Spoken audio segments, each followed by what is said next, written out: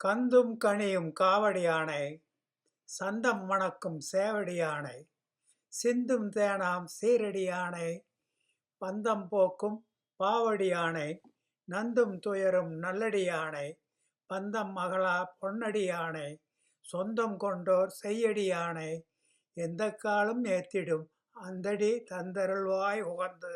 வெண்டாமரை மிசை வீட்டிருப்பாய், தண்டையார் தண்டாமரை தாளை தாழ்ந்திடுவேன், பன்னிசை தண்டாவுரை முத்தமிழ் ஆயவே அருள்வாய், கண்டார் உயரக் கழித்து. மங்களம்.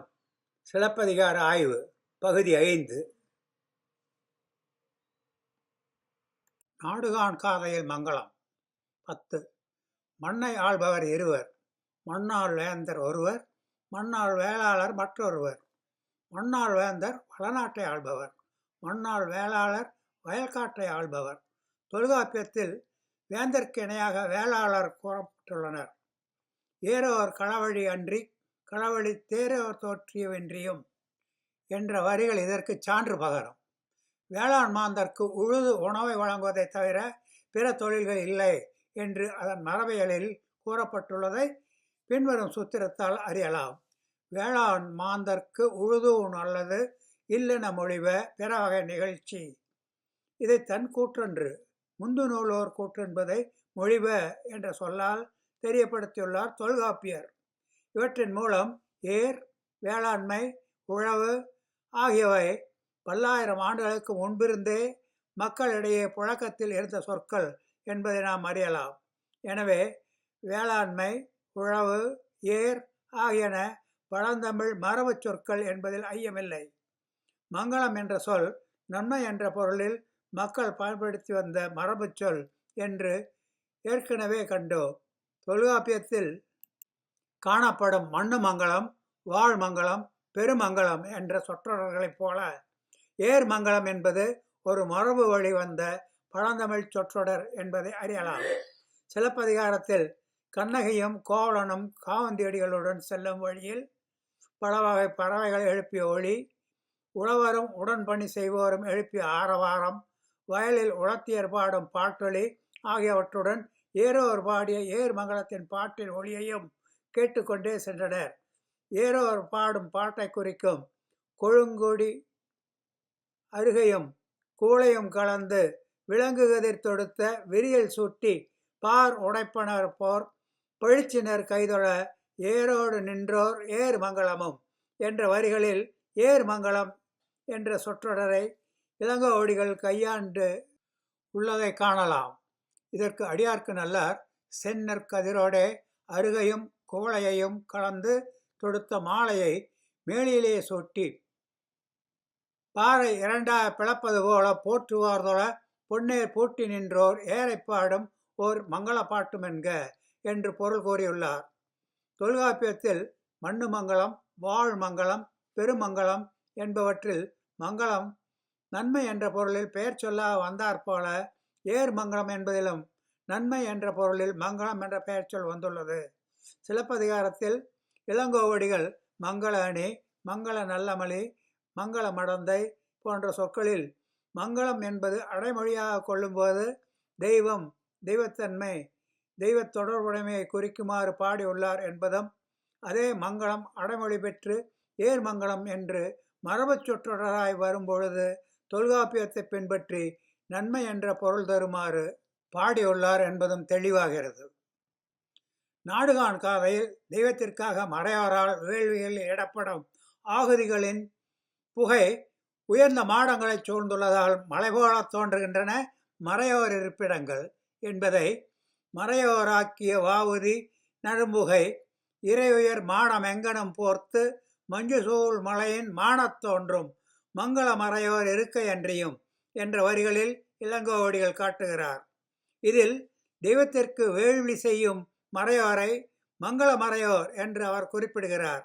மறையோர்கள் வேள்வியில் சொரிந்த ஆகுதிகளால் எழும்பிய நரும்புகையை தேவர் உணாவின் ஆவி என்று கூறி அம்மறையோர்களை மங்கள மறையோர் என்றே அடியார்க்கு நல்லாரும் குறித்துள்ளார்.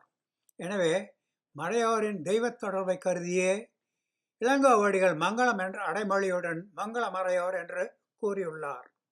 இதன் மூலம் கற்போர்க்கு நன்மை என்று பொருள் தருமாறும், தனக்கு தெய்வ தொடர்புடையது என்று பொருள் தருமாறும் அடைமொழியாக மங்களம் என்ற சொல்லை இளங்கோவடிகள் பயன்படுத்தியுள்ளார் என்பது தேற்றம்.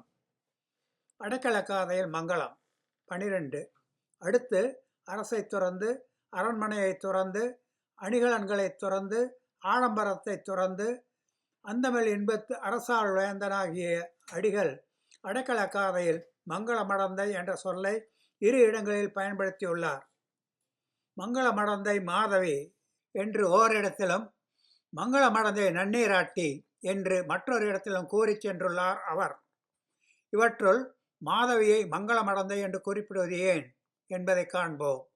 மாதவி கணிகையர் குலத்தில் பிறந்தவள். மைந்தடங்கண்ணி மாதவியின் மறுவில் வரலாற்றை ஐயன் தெரிபெற அறிந்த அடிகள் அவளை தன் காப்பியத்தில் எந்த இடத்திலும் குறை கூறினார் இல்லை. மாறாக அவளை புகழ்ந்தோ அல்லது அவள் பெயரை மட்டும் குறிப்பிட்டோ கூறுவதை காணலாம். எடுத்துக்காட்டாக, பொன்னாலான பூங்கொடி ஒன்று நாட்டியம் ஆடியதைப் போல நாட்டிய நன்னூல் நன்கு கடைப்பிடித்து காட்டினள் என்ற இடத்து அவளுடைய நாட்டிய திறனையும், காணல் வரி பாடற்பாணி, நிலத்தெய்வம் வியப்பெய்த நீள்நிலத்தோர் மணமகிழ களத்தோடு புணர்ந்தமைந்த கண்டத்தார் தொடங்குமன் என்பதன் மூலம் யாழிசையுடன் சேர்ந்த அவளுடைய குரலின் இனிமையையும் அவளுடைய தெய்வீக தன்மையையும் மாமலர் நெடுங்கண் மாதவி என்றும், பிறப்பிற்குன்றா பெருந்தோள் மடந்தை தாதவில் புரிகுழல் மாதவி என்றும் கூறுவதன் மூலம் அவளுடைய அழகையும் புகழ்ந்துள்ளார் இளங்கோவடிகள். யான் கூறிய மாதவி மரபின் மாதவி இவளென என்று அவள் பெயரை மட்டும் குறிப்பிட்டுள்ளார். இவ்வாறு ஆடல், பாடல், அழகு ஆகிய மூன்றிலும் சிறந்து விளங்கியதையும் வர்ணனை எதுவுமின்றி மாதவியின் பெயரையும் குறிப்பிடுகிறாரே தவிர எந்த இடத்திலும் அவளை குற்றப்படுத்தவில்லை. ஆனால் இவற்றை மட்டும் கருத்தில் கொண்டு அவளை மங்களமடந்தை என்று கூறவில்லை அவர். மாதவி தெய்வ தொடர்புடையவள் ஆதல் பற்றி அரங்கேற்று காதையில் வானவர் மகளிர் சிறப்பிற்குன்றா செய்கோடு பொருந்திய பிறப்பிற்குன்றா பெருந்தோள் மடந்தை தாதவில் பொறிகுழல் மாதவி என்று குறிப்பாக கூறியுள்ளார் அடிகள். அறம்பெயரில் வரிசையில் குறைவற்ற நாடக தொழிலோடு பொருந்திய உருப்பசியாகிய அம்மாதவி மரபில் வந்த பிறப்பில் குன்றுதல் இல்லாத பெரிய தோளினையும் தாதுகள் அவிழும் பூக்களையுடைய கடை குழன்று சுருண்டு குழலினையும் உடைய மாதவியாகிய மடந்தை தன்னை என்க என்று இதற்கு அடியார்க்கு நல்லார் பொருள் கூறியுள்ளார். இங்கு பிறப்பு என்பதற்கு அம்மாதவி வழிவந்த பிறப்பு என்பார் அரும்பத உரைகாரர். அம்மாதவி என்பது ஒரு சாபத்தால் மண்மீது பிறந்து மாதவி என்று பெயர் கொண்ட தேவேந்திர சபையில் நடனமாடும் உருப்பசியை குறிக்கும். அந்த மாதவியின் வழி வந்தவள் இந்த மாதவி. விஞ்சை வீரன் என்பான் தன் தெய்வ யாக்கையை மறைத்து தன் காதலியுடன் பூம்புகாருக்கு இந்திர விழா காண வந்தவிடத்து தன் காதலியிடம் யான் கூறிய மாதவி மரபின் மாதவி இவள் என்று கூறுவதன் மூலம் இதை நாம் அறியலாம். இந்திரன் சபையில் உருப்பசி இந்திரனின் செவி நிறைய பாடி கண்ணார ஆட இயலாத நிலையில் மங்களம் இழப்ப வீணை மண்மிசை தங்குக இவள் என்று அங்கிருந்த அகத்திய முனிவரால் சாபம் பெற்ற மாதவி வழி முதல் தோன்றிய இந்த மாதவி இந்திரன் சபையில் நடனமாடுபவளாகிய உருப்பசி வழியில் தோன்றியவள். ஆதலால் அவள் தெய்வ தொடர்புடையவளாகிறாள். உருப்பசியின் சிறப்பில் குன்றா செயலோடு பொருந்திய பிறப்பிற்குன்றா பெருந்தோள் மடந்தையை மங்கள மடந்தை மாதவி என்றார் அடிகள். இங்கு மங்களம் என்ற சொல் தெய்வ தொடர்புடைமையை குறிக்கும் அடைமொழியாக வந்துள்ளது. இதன் மூலம் கற்போர்க்கு நன்மை என்ற பொருள் தருமாறும், தனக்கு தெய்வ தொடர்புடையது என்று பொருள் தருமாறும் மங்களம் என்ற சொல்லை அடைமொழியாக இளங்கோவடிகள் பயன்படுத்தியுள்ளார் என்பது பெறப்படுகிறது. 13. அடைக்கலக்காதையில் இடைக்குல மகளாம் மாதரியிடம் கண்ணகியை அடைக்கலமாக தந்த பொழுது மங்கள மடந்தை நன்னீராட்டி என்று காவுந்தியடிகள் கூறுகிறார். இடைக்குல பெண்ணாகிய மாதரிக்கு மங்கள மடந்தை என்று தான் கூறியதன் உட்பொருள் கண்ணகி ஒரு தெய்வம் என்பது தெரிவதற்கு கற்பு கடம்பூண்ட இத்தெய்வம் அல்லது பொற்புடை தெய்வம் யாம் கண்டிலமால் என்று அவர் கூறுகிறார். இங்கு கடவுள் என்று தான் கருதும் கண்ணகியை குறிக்கும் போது மங்களம் என்ற அடைமொழியை அடிகள் பயன்படுத்தியுள்ளார். இதன் மூலம் கற்போர்க்கு நன்மை என்று பொருள் தருமாறும் தனக்கு தெய்வம் என்று பொருள் தருமாறும் அடைமொழியாக மங்களம் என்ற சொல்லை இளங்கோவடிகள் பயன்படுத்தியுள்ளார் என்பது தெளிவு. நீர்ப்படைக்காதையில் மங்களம். 14. அடைக்கலக்காதையில் மாடல மறையோன் என்பவன் அறிமுகப்படுத்தப்படுகிறான். தாழ்ந்த நீரை வேலியாக உடைய தலைச்செங்காடு என்னும் ஊரிடத்தில் 4 வேதத்தினையும் ஓதி முடித்த நலத்தை புரிந்த கோட்பாட்டையுடைய மறையவர்க்கு முதல்வனாகிய மாடலன் என்று பெயர் கூறப்படுவோன் என்று அடியார்க்கு நல்லாரால் பொருள் தரப்பட்ட தாழ்நீர் வேலி தலைச்செங்கானத்து நான்மறை முற்றிய நலம்புரி கொள்கை மாமறை முதல்வன் மாடலன் என்போன் என்ற வரிகளால் இளங்கோவடிகள் அவனை அறிமுகப்படுத்துகிறார். இதில் மாமறை முதல்வன் என்பதன் மூலம் மறையின் தெய்வ தொடர்பை வெளிப்படுத்துகிறார். அது எவ்வாறெனில் வேட்டுவ வரியில் மறைமுது முதல்வன் பின்னர் மேய என்ற வரிக்கு மறைமுது முதல்வன் மாதேவன், இவன் பின்னர் அகத்தியனாகிய கடவுள் என்று அரும்பத உரைகாரரும், முதிய மறை உண்டாக்கிய பிரமன் பின்னோனாகிய குருமுனி என்று அடியார்க்கு நல்லாரும் பொருள் தந்துள்ளமையாலும் பிரமனால் உண்டாக்கப்பட்ட முதிய நான்மறை ஆதலாலும் மாமறை முதல்வன் ஆதலாலும் மாடலன் மறையோன் மங்கள மறையோன் மாடலன் என்று அதன் தெய்வ தொடர்பை கருதி அழைக்கப்படுகிறான். இச்சிறப்பு கருதியே அவன் அருமறை முதல்வன் என்றும் கூறப்பட்டான். தெய்வத்தால் உண்டாக்கப்பட்ட நான்மறை முற்றிய மாமறை ஆதலின் மறையின் தெய்வ தொடர்பு கருதியே மங்களம் என்ற அடைமொழி சேர்த்து மங்கள மறையோன் மாடலன் என்று இளங்கோவடிகள் மொழிந்துள்ளார் என்பது தெளிவாகிறது. இதன் மூலம் கற்போர்க்கு நன்மை என்று பொருள் தருமாறும் தனக்கு தெய்வ தொடர்புடையது என்று பொருள் தருமாறும் அடைமொழியாக மங்களம் என்ற சொல்லை இளங்கோவடிகள் எடுத்தாண்டுள்ளார் என்பது கண்கூடு. நடுகர் காதையில் மங்களம். இளங்கோவடிகள் மங்கள மடந்தை என்று கூறி தொடர்ந்து ஒருவரின் பெயரை குறிப்பிடாமல் இருந்தால் அது கண்ணகி தெய்வத்தை குறிக்கும். எடுத்துக்காட்டாக மங்கள மடந்தையை நன்னீராட்டி, மங்கள மடந்தை கோட்டத்தாங்கன், வதுவை வேண்மாள் மங்கள மடந்தை என்ற வரிகளில் மங்கள மடந்தை என்ற சொற்றொடர் வந்துள்ளதை காணலாம். இவற்றுள் மங்கள மடந்தையை நன்னீராட்டி என்ற போது கண்ணகியை தெய்வம் என்று இளங்கோவடிகள் இயம்பியதை முன்பு கண்டோம். இப்பொழுது வதுவை வேண்மாள் மங்கள மடந்தை மதியேர் வண்ணம் காணிய வருவழி என்ற வரிகளில் மங்கள மடந்தை என்பதை தொடர்ந்து பெயர் எதுவும் குறிப்பிடப்படவில்லை. எனவே இங்கு மங்கள மடந்தை என்பது கண்ணகியை குறிக்கும். வதுவை வேண்மாள் என்று வேண்மாள் பெயர் மங்கள மடந்தை என்பதை தொடர்ந்து வரவில்லை. எனவே அடிகள் வதுவை வேண்மாளை மங்கள மடந்தை என்று கூறவில்லை என்பது தெளிவு. மங்கள மடந்தை மாதவி என்ற கூற்று இங்கு குறிப்பிடத்தக்கது. கண்ணகியை அறிமுகப்படுத்தும் போது அவள் ஒரு தெய்வம் என்பதை குறிப்பாக ஈகைவான் கொடியன்னாள் போதிலார் திருவினாள் புகழுடை வடிவென்றும் தீதிலா வடமேனின் திறமைவள் திறமென்றும் என்று கூறி அறிமுகப்படுத்தினார். மாதவி அறிமுகம் செய்யும்போது மலைப்பெரும் சிறப்பின் வானவர் மகளிர் சிறப்பிற்குன்றா செய்கையோடு பொருந்திய பிறப்பிற்குன்றா பெருந்தோள் மடந்தை தாதவில் புரிகுழல் மாதவி என்று கூறி தெய்வத்தோடு தொடர்புடைய மாதவியின் பிறப்பை காட்டினார் இளங்கோவடிகள். வேண்மாளை அறிமுகப்படுத்தும் போது வேண்மாள் உடனிருந்த அருளி என்று பெயரை மட்டும் குறிப்பிடுகிறார் அடிகள். தொடர்ந்து பைந்தொடி என்றும் நன்னுதல் என்றும் மாபெரும் தேவி என்றும் அவள் குறிப்பிடப்படுகிறாள். அடுத்து வதுவ வேண்மாள் என்றும் வேள்விக்கிழத்தி என்றும் மற்றொரு இடத்தில் கூறப்படுகிறார். எந்த இடத்திலும் அவளை தெய்வம் என்றோ அல்லது தெய்வ தொடர்புடையவள் என்றோ இளங்கோ கூறவில்லை. உரையாசிரியர்களாகிய நாமு வேங்கடசாமி நாட்டார் அவர்களும் சாவே சுப்பிரமணியன் அவர்களும் கூட முறையே பட்டத்து தேவியாகிய வதுவை வேண்மாள் என்றும் பட்டத்தரசியாகிய வதுவை வேண்மாள் என்றும் கூறியதன் மூலம் அவளை தெய்வம் என்றோ தெய்வ தொடர்புடையவள் என்றோ கருதவில்லை என்பது கண்கூடு. எனவே வதுவை வேண்மாள் மங்கள மடந்தை மதியேர் வண்ணம் காணிய வருவழி என்பதற்கு வதுவை வேண்மாள் மங்கள மடந்தையையும் மதியேர் வண்ணமும் காணிய வருவழி என்று பொருள் கொண்டால் பொருந்தும். வேண்மாள் மதியேர் வண்ணம் காண வந்தது ஏற்கத்தக்கது.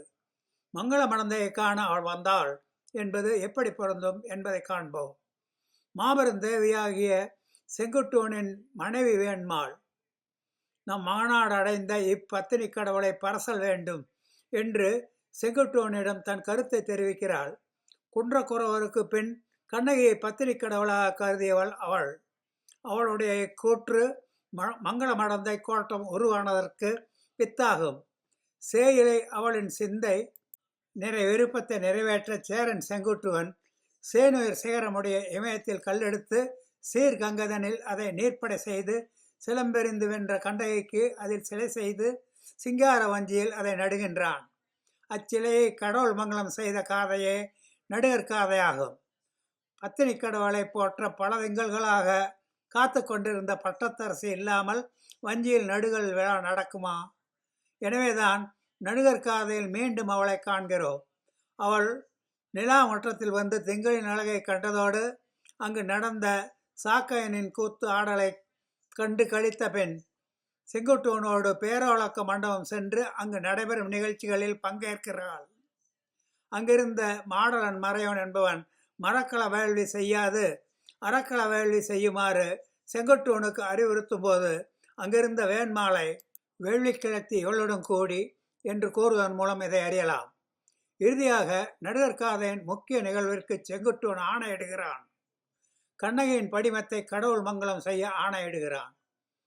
கைத்தொழிலில் சிறந்த சிற்பிகள் செய்த கண்ணகியின் படிமத்திற்கு தொழில் வல்லார் செய்த சிறந்த அணிகலன்கள் முழுவதையும் படிமத்திற்கு அணிவித்து மலர்களால் அர்ச்சனை செய்து காவலுக்கு தகுந்த வாயில்களை அமைத்து வேள்வியும் விழாவும் நாள்தோறும் நன்கு நடைபெற வழிவகை செய்து அந்த அழகிய படிமத்தை கடவுள் மங்களம் செய்ய ஆணையிட்டான். அதன்படியே கடவுள் மங்களம் செய்யப்பட்டது. வேண்மாள் மங்களமடந்தேன் இக்கோலத்தை முழு நிலவழியில் காண்பதற்காகவே விரும்பி வந்தாள் என்பது பொருந்தும். எனவே வதுவை வேண்மாள் மங்கள மடந்தையையும் மடியேர் வண்ணமும் காண வந்தாள் என்று பொருள்படின் சிறக்கும். டாக்டர் உவே சாமிநாத ஐயர் அவர்களும் அவர் வெளியிட்ட சிலப்பதிகாரம் என்ற நூலின் பிற்சேர்க்கை அரும்பத முதலியவற்றின் அகராதியில் மங்கள மடந்தை மங்களாதேவி என்றது கண்ணகியை 558 என்று பொருள் கூறியுள்ளார். எனவே மங்கள மடந்தை என்பது கண்ணகி தெய்வத்தை குறிக்க இளங்கோ பயன்படுத்திய சொற்றொடர் என்பது வெளிப்படை. இதன் மூலம் கற்போர்க்கும் தனக்கும் தெய்வம் என்று பொருள் தருமாறு அடைமொழியாக மங்களம் என்ற சொல்லை இளங்கோவடிகள் பயன்படுத்தியுள்ளார் என்பது வெளிப்படுகிறது. 16. சிலப்பதிகாரத்தில் காதை தலைப்புகள் அந்தந்த காதையில் வரும் முக்கிய நிகழ்வுகளை குறிப்பினவாக அமைந்துள்ளமை அதன் சிறப்புகளில் ஒன்று. அந்த வகையில் நடுகர்காதை கண்ணகியின் கடவுள் படிமத்தை நடுதல் முக்கிய நிகழ்வாக உள்ளது. வீரபத்தினியாகிய கண்ணகிக்கு அமைத்த சிலையை நட்ட காதை என பொருள் விரியும் என்று சாவே சுப்பிரமணியன் நடுகர்காதை என்பதற்கு விளக்கம் தந்துள்ளார். காதை இறுதியில் கடவுள் மங்களம் செய்க என வேவினன் விடதிசை வணக்கி மன்னவரேரன் என்ற வரிகளில் கடவுள் மங்களம் என்பது கண்ணகியின் படிமத்தை நடுதலாகும். மேற்கண்ட வரிகளுக்கு சாவே சுப்பிரமணியன் கண்ணகி சிலையை கடவுள் நிலையில் பிரதிஷ்டை செய்க நடுக என கட்டளையிட்டான். வடநாட்டு மன்னரை வணங்குமாறு செய்த மன்னர்களின் தலைவனாகிய செங்குட்டுவன் என்க என்றும், நாம வெங்கடசாமி நாட்டார் பிரதிஷ்டை செய்க என்று ஏவினான் வடநாட்டு மன்னரை வணங்கச் செய்த வேந்தர் பெருமானாகிய செங்குட்டுவன் என்க என்றும் பொருள் கூறியுள்ளனர். சிலப்பதிகாரம் அரும்பத முதலிய அகராதியில் கடவுள் மங்களம் பிரதிஷ்டை 568, 570, 580, 590 என்று உவே சாமிநாத ஐயர் அவர்கள் பொருள் கூறியுள்ளார். கடவுள் மங்களம் செய்க என வேவினன் என்பதை கடவுள் படியும் நடுகன வேவினன் என்று கூறியிருந்தாலும் கூற வந்த நிகழ்ச்சியை முழுமையாக கற்போர்க்கு கூறியதாக அமையும். கற்போரும் அதில் களங்கம் காணார். ஆனால் இளங்கோவடிகளுக்கு அது மனநிறைவு தராது. எனவே தான் கடவுள் என்று கண்ட கண்ணகியின் படிமமாகையால் மங்களம் என்ற சொல்லை கூறினால்தான் அவர் மனம் நிறைவேதும். எனவே தொல்காப்பியர் மண்ணு மங்களம், வாழ் மங்களம், பெருமங்கலம் என்றார் போல இவர் கண்ணகியின் படிமத்தை தெய்வ நிலையில் நடுதல் என்ற பொருள்பட கடவுள் மங்களம் என்று கூறி மனநிறைவு கொண்டார். தொல்காப்பியம் போர் ஒழுங்குமுறைகளை கூறும்போது கரந்தை திணைக்குரிய துறைகளில் காட்சி, கால்கோல், நீர்ப்படை, நடுதல், வாழ்த்து ஆகிய 5 துறைகளை கூறுவதை காட்சி, கால்கோல், நீர்ப்படை நடுதல், சீர்த்தகு மரபில் பெரும்படை வாழ்த்தல், என்ற வரிகளில் நாம் காணலாம். இளங்கோவடிகள் இத்துறைகளின் பெயரையே சிலப்பதிகாரத்தில் சில மாற்றங்களோடு காதைகளின் தலைப்பாக கூறியுள்ளார். காட்சி காதையில் செங்குட்டுவன் மலைவளம் கண்டதை கூறுகிறார் இளங்கோவடிகள். காட்சி கற்கொள்ள மனத்தால் நிச்சயித்தல் என்று அரும்பத உரைகாரர் கூறியுள்ளார்.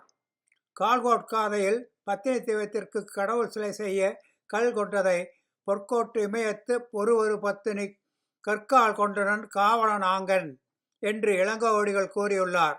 நீர்ப்படை காதையில் கடவுள் வடிவெழுத இமயத்தில் கொண்ட கல்லை நீர்ப்படை செய்ததை கங்கை பேரியாற்று கரையகம் புகுந்து பார்ப்படு மரபிற் பத்தினி கடவுளை 102 மாக்களின் நீர்ப்படை செய்து என்று கூறியுள்ளார் அடிகள்.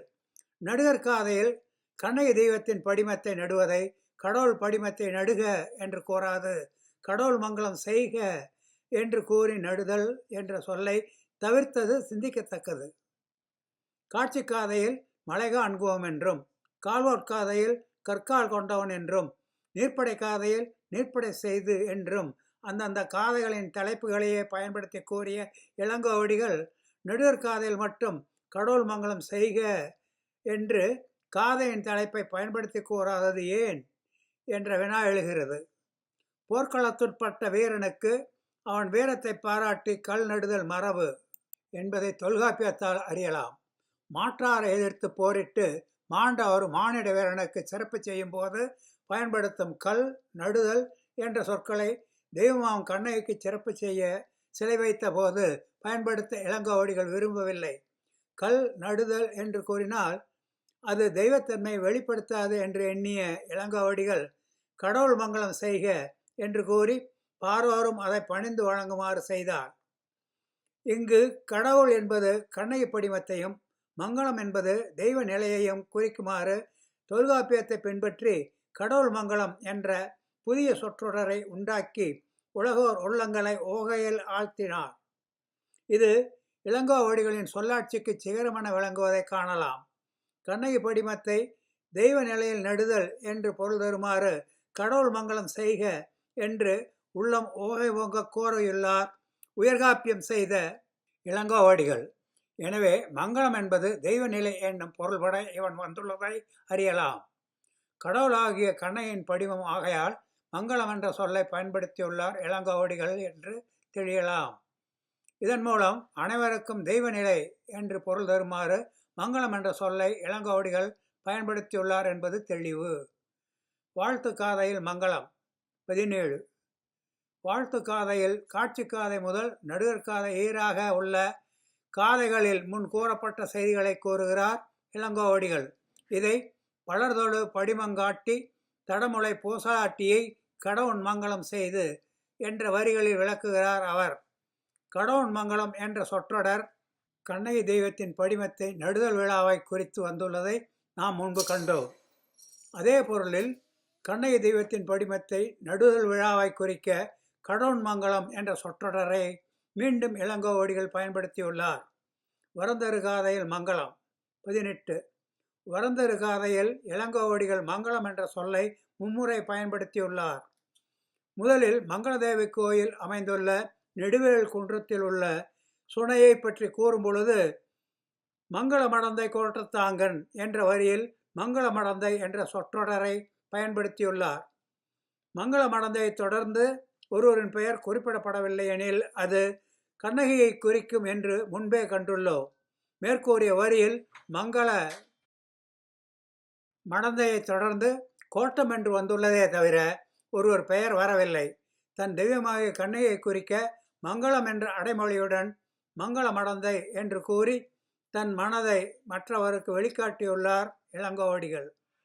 இதன் மூலம் அனைவருக்கும் தெய்வம் என்று பொருள் தருமாறு அடைமொழியாக மங்களம் என்ற சொல்லை இளங்கோவடிகள் பயன்படுத்தியுள்ளார் என்பது பெறப்படுகிறது. 19.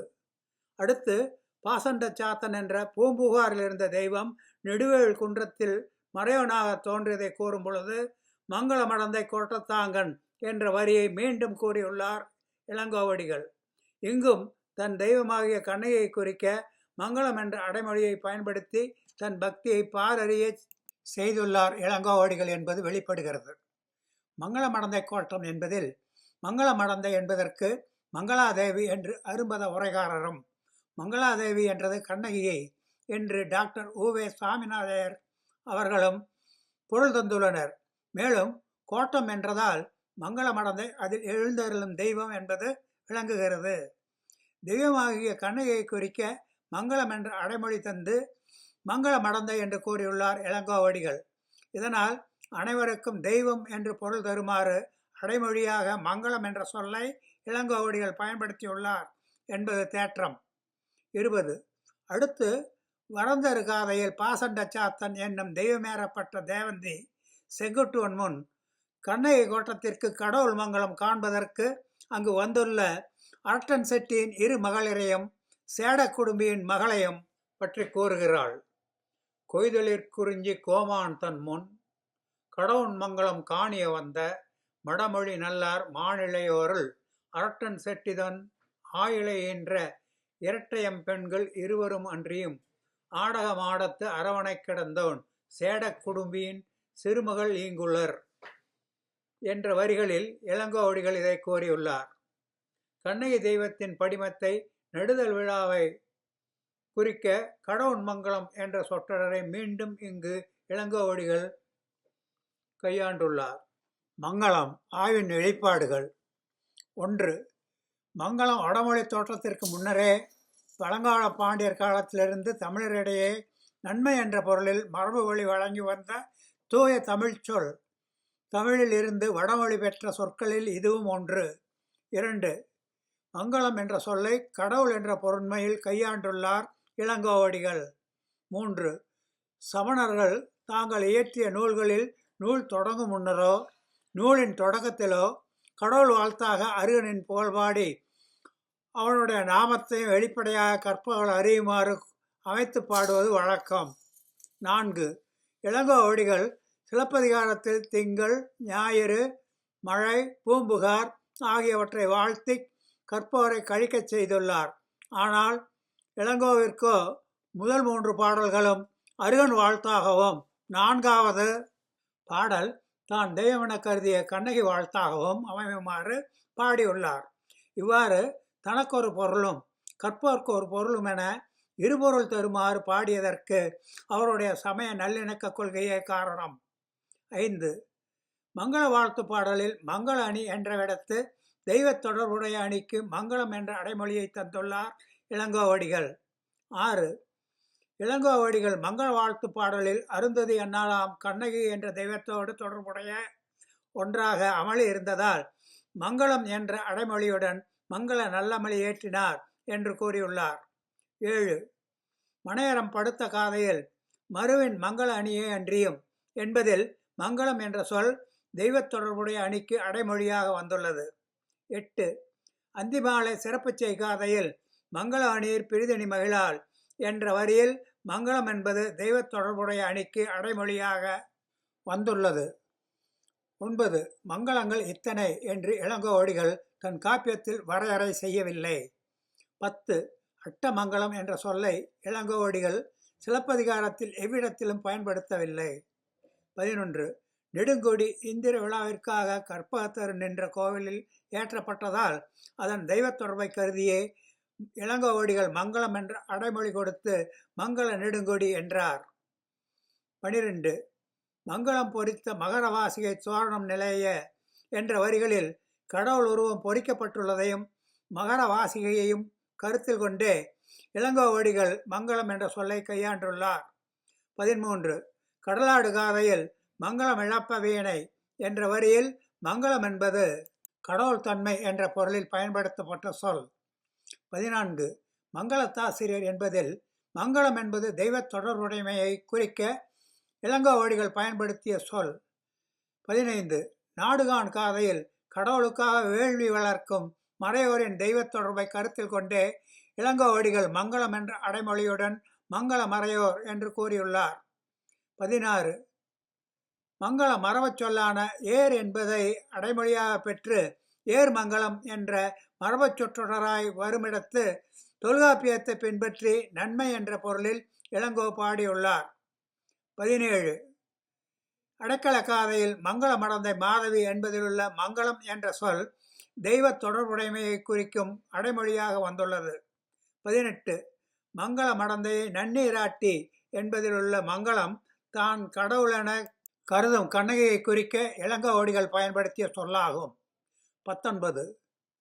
நீர்ப்படைக்காதையில் மறையின் தெய்வத் தொடர்பு, நான்மறைகளில் மாடலின் முதன்மைத்தன்மை ஆகியவற்றை கருதியே மங்களம் என்ற அடைமொழி சேர்த்து மங்கள மறையோன் மாடலன் என்று இளங்கோவடிகள் மொழிந்துள்ளார்.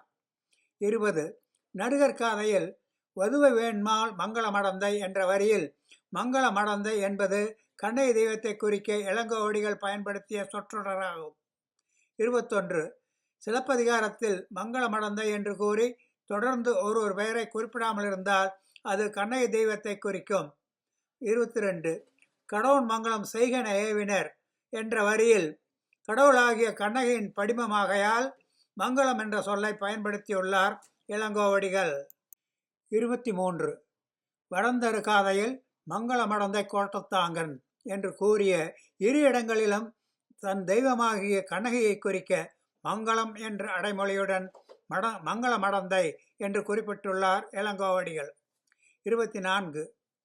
மங்களம் என்ற சொல் தெய்வம், தெய்வத்தன்மை, தெய்வ தொடர்புடையவை ஆகிய பொருள்களை தரும் சொல்லாக இளங்கோவடிகளுக்கும் அவை அல்லாத பிற பொருள்களை தரும் சொல்லாக மற்றோர்க்கும் அமையுமாறு இளங்கோவடிகள் அதை கையாண்டுள்ளார். 25. மங்களம் என்ற சொல் மூலம் கண்ணகியை கடவுள் என்று குறிப்பாக கூறி வந்த இளங்கோவடிகள் வஞ்சிக்காண்டத்தில் அவளை கடவுள் என்று நேரடியாக கூற மங்களம் என்ற சொல்லை பயன்படுத்தி கற்போரும் அதே பொருள் பெறுமாறு பாடியுள்ளார். 26. ஏர்மங்கலம் என்ற மரபச் சொற்றொடராய் வரும்பொழுது தொல்காப்பியத்தை பின்பற்றி நன்மை என்ற பொருள் தருமாறு பாடியுள்ளார். இதுவரை கூறப்பட்டவை மூலம் இளங்கோவடிகள் தெய்வம் அல்லது தெய்வத்தன்மை அல்லது தெய்வ தொடர்புடைமையை குறிப்பிடும் போது மங்களம் என்ற சொல்லை பயன்படுத்தினார் என்றும், ஏர்மங்கலம் என்று மரபச் சொற்றொடராய் வரும்பொழுது தொல்காப்பியத்தை பின்பற்றி நன்மை என்ற பொருள் தருமாறு பாடியுள்ளார் என்றும் கண்டோம்.